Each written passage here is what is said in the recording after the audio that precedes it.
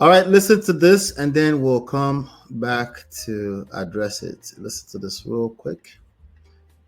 Let's see. No oligopoly. You have a free market economy flowing, and people are learning management.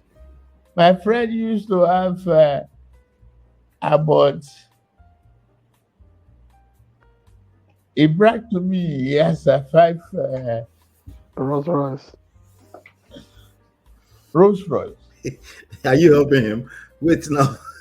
He brought a nice Jeep here. The other day, I saw him in his Honda Accord. Oh, he said, why? He said, that's where you put me. I said, I didn't put you there. He said, that is because of fuel prices. He could no longer maintain 5 limo type of vehicle.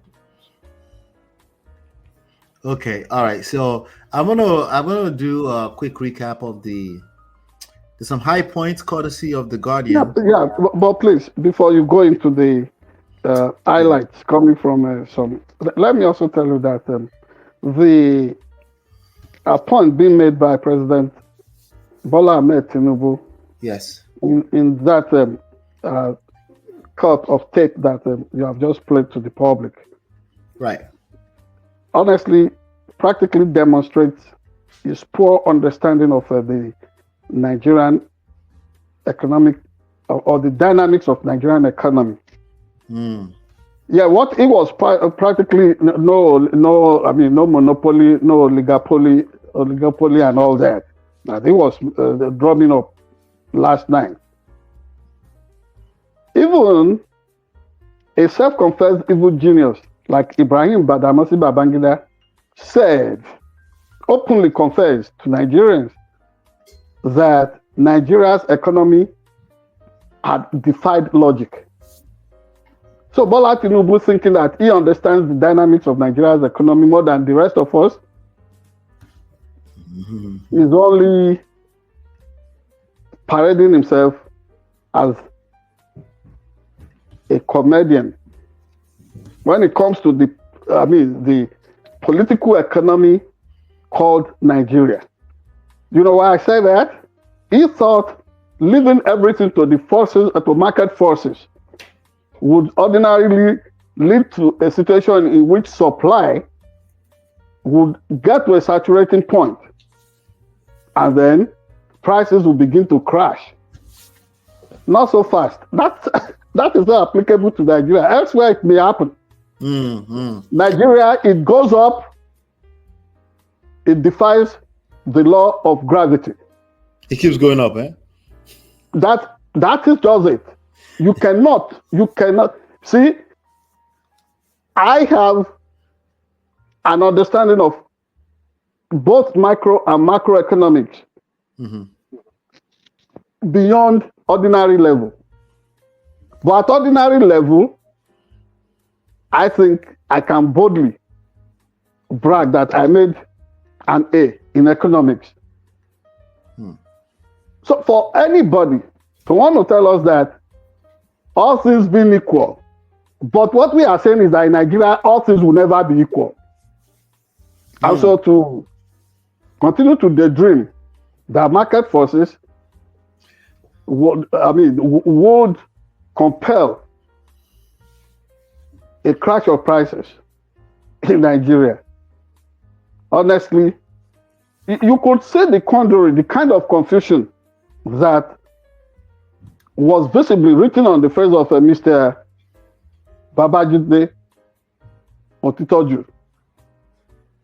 Wait. Let me give you the highlights first. Just wait, because Mr. Otitoju was even asking him, could there be a situation in which price control could be introduced? Personally, I do not really like it, because the last time it was tried in Nigeria during the same Buhari Idiagbo administration, military, But Idiagbon coming, the late Idiagbon is no longer in the picture now. But Mr. Buhari coming back, you saw how things unraveled under him. But in those days, dried hide, koboko, was practically applied on the back of market women and men by the military in the name of price control. We don't want that kind of thing in Nigeria. But to understand how not to allow a free float of the Naira, put a benchmark. After all, the chief architect of this policy was the then minister in charge of finance and probably secretary to the government of the federation then, Chief Olufalaye, now Oba Olufalaye. He himself has said that these people derailed from the original vision. What was intended. And since they left the whole thing to market forces since 1986, so what has that benefited Nigeria? Honestly, I do not understand the direction of successive administrations in Nigeria. I had thought that if you are in a pickle, you find yourself in a dish, to get out of the dish, you have to first stop digging. But they are digging further and further. So that said, let me pause for a while, and then I'll listen to the other highlights that you have. But you saw the desperation, the disappointment, the visible, because I've listened to Mr. Babajide Kolade Otitoju over times through journalist hangout, and how he continues to lament,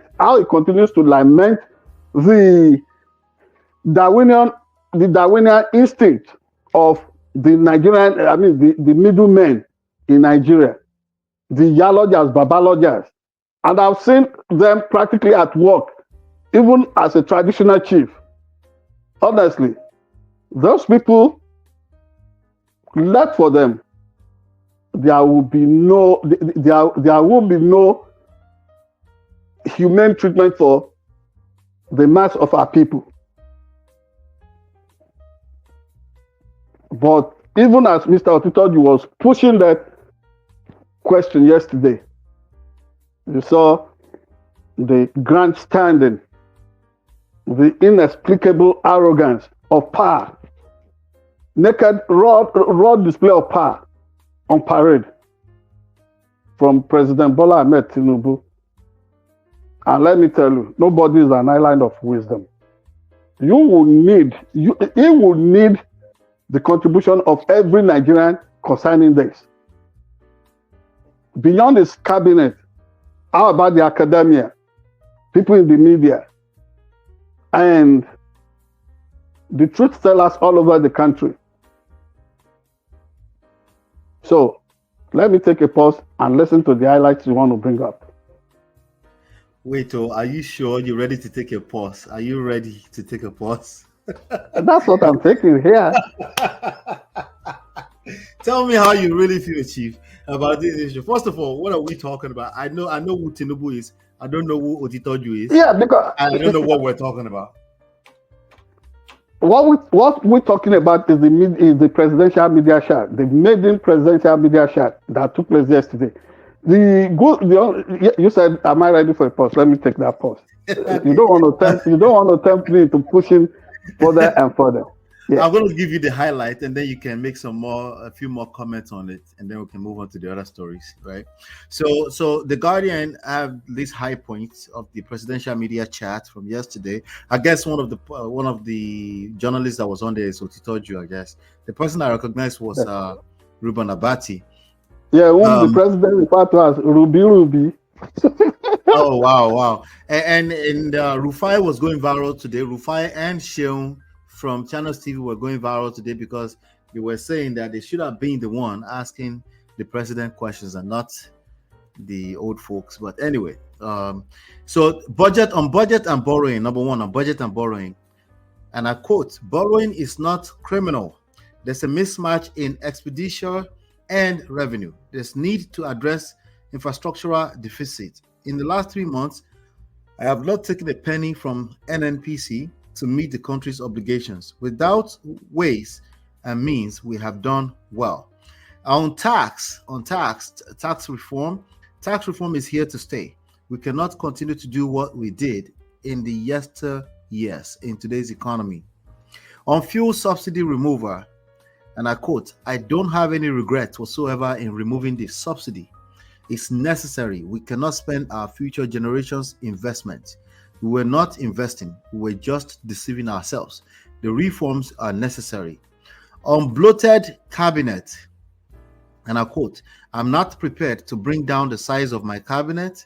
I saw the need when I put them together. Now, on that, I have one more. But on that one, I want to pause and play a video for you real quick. Okay? Yeah, he was actually challenging them to name any of the cabinet members whom they felt would be deficient. And he did not even see a person like Jason Wike as Chief, I'm gonna play the highlight first, okay? Hold on 1 second. Hold on. I'm gonna play this for Mr. Blog Nigeria real quick. You were talking about your ministers. Well, when you did the cabinet reshuffle recently, you dropped 5 ministers, you appointed 7. Now, many Nigerians thought this was too little, too late. Do you agree with that assessment? And you were asking that we should show you the example of one minister. Take Minister Nyesom Wike of the Federal Capital Territory. He is the most controversial. Can you imagine? I didn't even know that somebody pointed that out to him. Nigerians have been crying out that he's grabbing land, he's demolishing buildings, he's acting beyond his powers. Are you concerned that Nyesom Wike could become a political liability for you? He's a good man. Nyesom Wike is a performing minister. Nigeria lacks compliance, period. We don't pay our ground rent on time. We don't collect. All right, so he said it's a good man. I want to complete the last point, and then I'll please, before you move further, I'll let you go. Let me finish this last point, okay? That's just on the bloated cabinet. One more point, food inflation, very important, right? And I quote, "We will give more incentives to farmers, low interest rates for borrowing. I have over 2,000 tractors coming to this country to mechanize farming. I do not believe in price control. Economic variables will work against hoarders." Sorry, one last one, cost of living crisis. And I quote, "I seek your understanding. I understand the trouble you've been through, the economic problems. It is just 18 months since I've taken the reign. We'll maintain focus. Let's believe in ourselves and in our country. Tomorrow will bring a glorious dawn." I hope that's his closing remark. Yeah. Ola. Yes, sir. Concerning the overbloated size of his cabinet and his refusal to see Nyesom Wike as something worse than issue in his cabinet. An individual worse than worse than Satan himself. Actually, is a matter of, are you listening? I'm listening. Can you hear me? Show me your friend, and I will tell you the kind of person you are. In his refusal to acknowledge what kind of person or what kind of interest Nyesom Wike represents in his administration, Mr. Bola Ahmed Tinubu has just succeeded at throwing himself under an 18-wheeler. And that is going to be a kind of lens which he will build. Somebody who lacks empathy, somebody who is lousy, and somebody who does not care whether the heaven is going to fall. You just rub it on people's face. That is one issue. But beyond Nyesom Wike, there are other non-performing ministers in the administration that are, that are there virtually as figurines, not really adding value to what's it called? Nigeria's identity and then the character of the administration or the cabinet. That is one aspect. Now, he was talking about not believing in this and then importing 2,000 tractors. Tell me, how many of those 2,000 tractors are assembled in Nigeria? How many of them are manufactured in Nigeria? Yet, in that same Nigeria, Steyr to assemble tractors from their base in Bauchi State. Today, all those, that kind of presence is all gone. No patronage for any Nigerian-based manufacturing concern. So he is promoting capital flight, yet he is saying that he is investing in infrastructure. He has not. Tell me, how is what's it called? Freedom of Information Act. How is it working for Nigerians? You want to fact check everything he's saying now.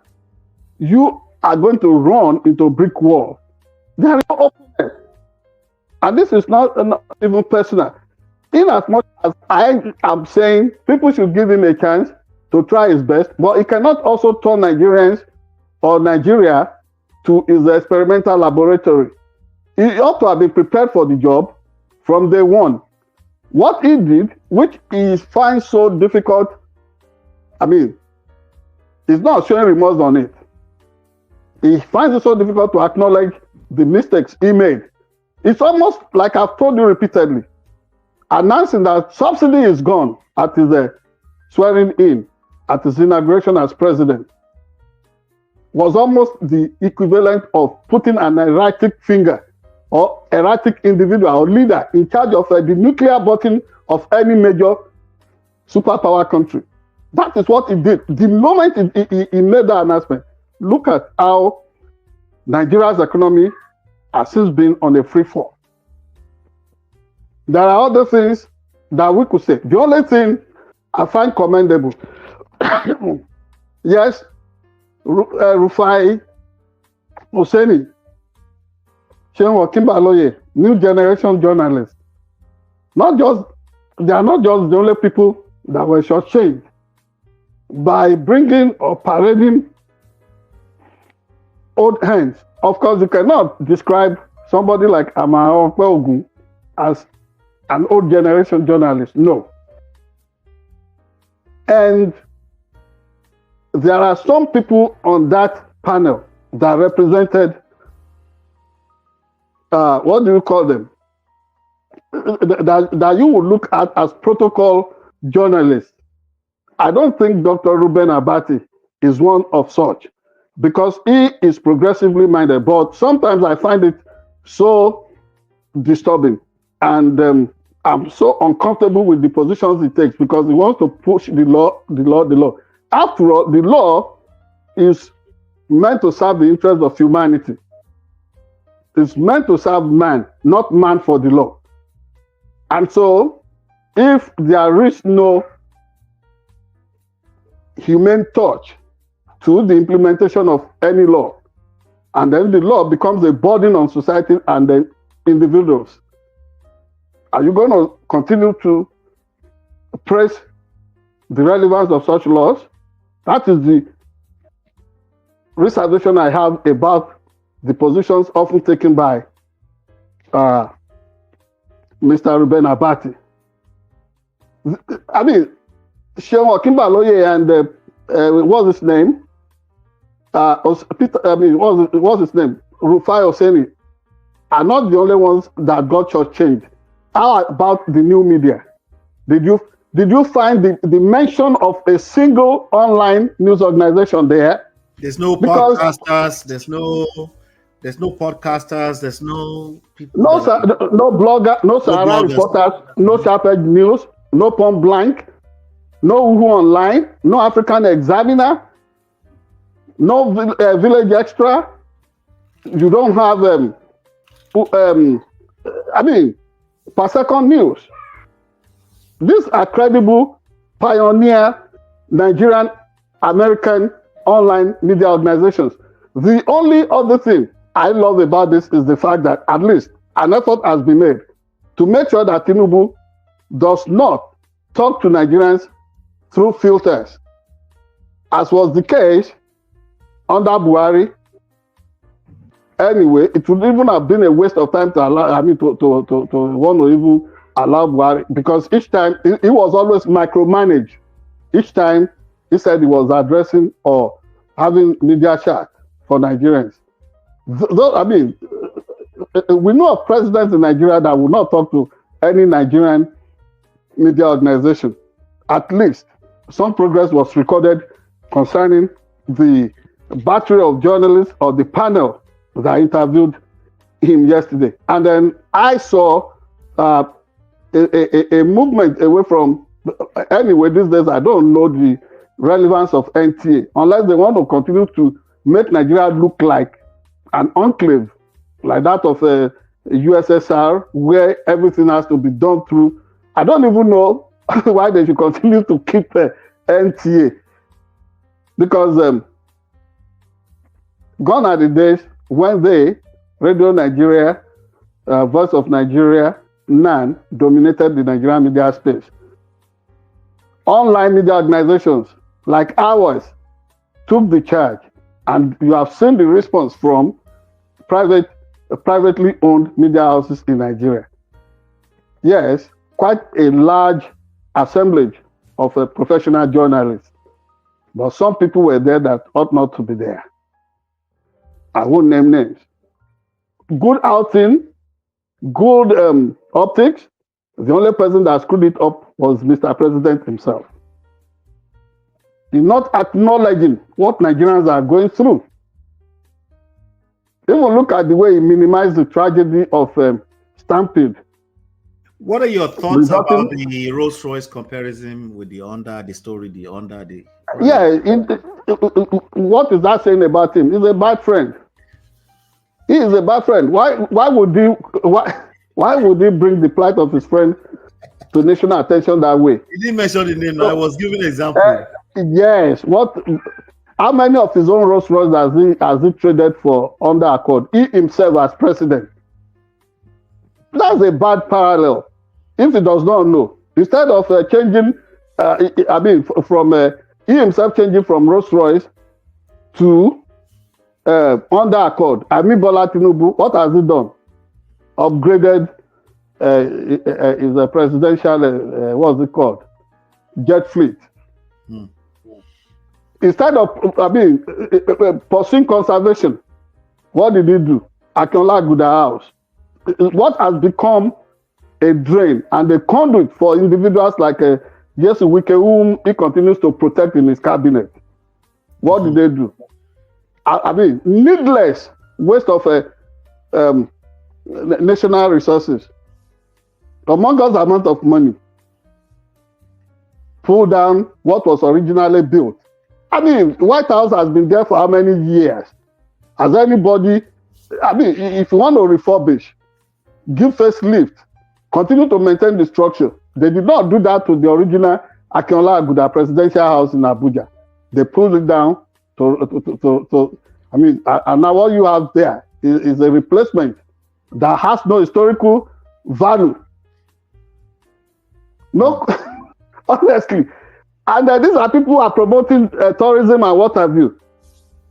They have not even liberalized patronage for the presidential villa. Let people just file, you can set perimeter like we do when we go to White House. Nobody is interested in seeing the interior. But let Nigerians have a glimpse of what that place looks like. At least. No, they won't do that because there's no openness about it. They imprison themselves, they say they are having presidential villa. So many other things. For example, look, we ran out of time. Yeah, please. Beyond yesterday's presidential chat, what was the need for the renaming of University of Abuja after General Yakubu Gowon What is Yakubu Gowon's legacy? Go and read the publisher's introductory note to Voice of Courage, collected speeches of Obafemi Awolowo. When Gowon was in power in Nigeria, he was hobnobbing with despots and dictators and murderers like Jim Badele, what's it called? Bokassa. People like Mobutu Sese Seko. People like Papa Doc and Baby Doc. Go and read Olayifa Bamigbe's publisher's note to why Gowon was sad. And the only voice of courage that could confront him, who had to exit his administration after this man was manipulating handover dates and Nigerians. For 9 years, Awolowo exited his cabinet and said, if we are related, we will meet. The same Gowon is the one that has been rehabilitated now with a solid university that is iconic, putting his name on it. When Muritala Muhammad was killed February 13, 1976. Go and read the book, especially the special publication by Daily Times of Nigeria. 30 years of military rule. Yakubu Gowon was indicted in that plot by people like Gomwol, Bisala, and Dimka. Actually, he was tried in absence and given death penalty. That is the man that has been fully rehabilitated. Now, all they are saying is that, oh, Nigeria prays. How about his divisive tendency when Ojukwu wanted a situation in which Nigeria will not go to civil war, and he said, my boys will not listen. Ojukwu was asking him, who are your boys? I interviewed Ojukwu. And so, this is the man that, look at the legacy of this administration. Bundle of contradictions. I hope we'll have more time to go into details of their missteps and abnormalities in the future. Thank you. Please join the conversation. Please join the conversation in the chat, in the comment areas. Follow, like, subscribe, turn up your notifications. This was a fantastic 2024. We're looking to take things to another level in 2025. We appreciate you for being here. We have one more story that we want to cover before we run out of the last 10 minutes that we have. So stay tuned, and we will be right back.